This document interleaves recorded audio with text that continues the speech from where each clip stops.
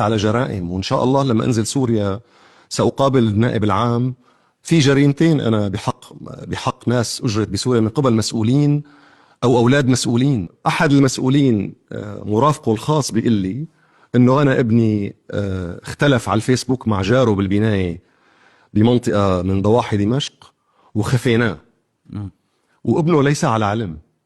ابنه بعرفه يعني، ويعني يعمل بالسلك، واجى لعندي وبيقول لي لك هذا جارنا اختفى.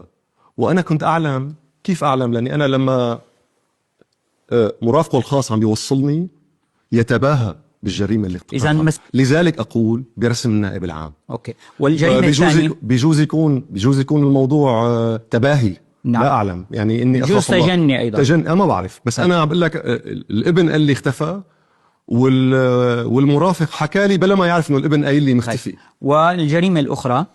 الجريمه الاخرى في واحد كان تعرف انت بالمنظومه نحن في كل يوم جمعه يطلع مظاهرات، كان النظام يطلع مسيرات تأييد، فاحد الاشخاص كمان اللي بعرفهم خلال مسيرات التأييد ضرب احدهم وادى لوفاته، واغلق الملف بمعرفه وزير الداخليه انذاك، لان الشخص ذو نفوذ كبير. نعم. الشاب ذو نفوذ كبير. طيب. فانا عم بعدد لك، عم برسم لك الصورة. اللحظات بيئة مزاودة ومنكرة للواقع، جرائم من حولي، جرائم ترتكب واضطر أنا مثلا بمجزرة الحولة أطلع أبرر ما لا يبرر وليس بنطاق عملي أصلا. كل هذا أدى أنني لا أنتمي لهذه الأجندة.